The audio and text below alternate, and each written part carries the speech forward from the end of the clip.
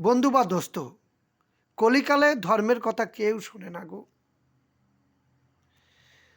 তথাপি যারা শুনছেন তাদের আমি ধন্যবাদ। আমি কোরআন শরীফ পাঠ করছি পবিত্র রমজান মাসে। সূরা 2 আল বাকারাহ আয়াত নাম্বার 26 থেকে আজকে আমি শুরু করছি। ঈশ্বর মশা বা এর চেয়েও ক্ষুদ্র কোনো বস্তুর উপমা দিতে সংকোচ বোধ করে না। যারা বিশ্বাসী তারা জানে যে এই সত্য তার পালনকর্তার নিকট হতে এসেছে। আর যারা সত্য অস্বীকার করে তারা বলে, এই উপমা দ্বারা ঈশ্বর কি চাইছেন? ঈশ্বর এর মাধ্যমে অনেককে বিপদগামী করেন এবং অনেককে এর মাধ্যমে পথের সন্ধান দেন। আর তিনি তাদেরকেই বিপদগামী করেন যারা অবজ্ঞাকারী।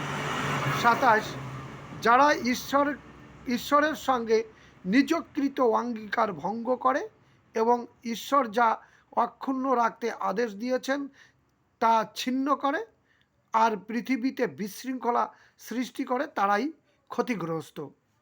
28 তোমরা কিভাবে ঈশ্বরকে অস্বীকার করো, অথচ তোমরা প্রাণহীন ছিলে। তারপর তিনি তোমাদের জীবন দান করলেন, অতঃপর তিনি তোমাদেরকে মৃত্যু দেবেন, আবার জীবিত করবেন, পুনরায় তার কাছে তোমাদেরকে প্রত্যাবর্তন করতে হবে।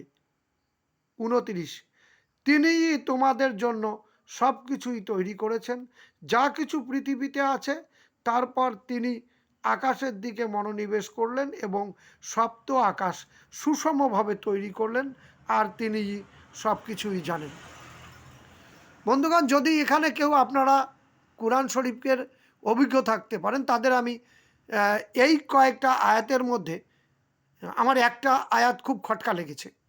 আমি সেই আয়াত সবাইকে পড়ে শোনাচ্ছি আর একবার। 28 তোমরা কিভাবে ঈশ্বরকে অস্বীকার করো?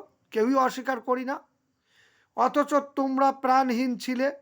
তারপর তিনি তোমাদেরকে জীবন দান করলেন। হ্যাঁ, তিনি আমাদের জীবন দান করলেন, সৃষ্টি করলেন। অতঃপর তিনি তোমাদেরকে মৃত্যু দেবেন। হ্যাঁ, মৃত্যু দেবে, এটা সবাই জানে। আবার জীবিত করবেন। কি করে আবার জীবিত করবে?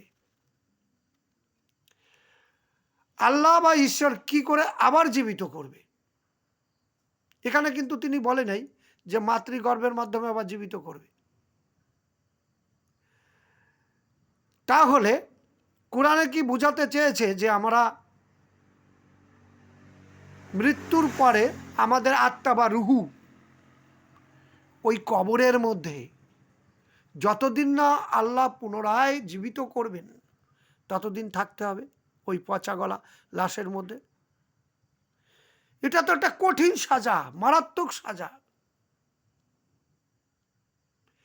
কবে তিনি জীবিত করবেন তার ঠিক নেই। অথচ সনাতন ধর্মে কিন্তু কি বলেছে? মৃত্যুর সঙ্গে সঙ্গে এই দেহের কোনো মূল্য নেই, পুড়িয়ে দাও, যা করো করো। কর্মফল হিসেবে তোমার জন্ম হবে। মানুষও হতে পারো, পশু পাখিও হতে পারো, বা স্বর্গ যেকে জান্নাত সেখানে গিয়েও জন্ম নিতে পারো, বা নরকে কঠিন সাজা সেখানেও জন্ম নিতে পারো, বা উন্নত আরও যে পরলোক আছে সেই জায়গায় যেতে পারো।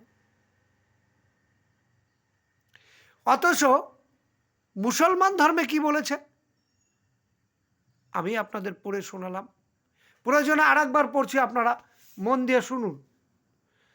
তোমরা কিভাবে ঈশ্বরকে অস্বীকার করো, অথচ তোমরা প্রাণহীন ছিলে। তারপর তিনি তোমাদেরকে জীবন দান করলেন, অতঃপর তিনি তোমাদেরকে মৃত্যু দেবেন, আবার জীবিত করবেন, পুনরায় তার কাছে তোমাদেরকে প্রত্যাবর্তন করতে হবে। অবাস্তব। কারণ কবরে থাকার পরে 3 বছরের মধ্যে কোনো হাড়গোড় কিছুই থাকে না।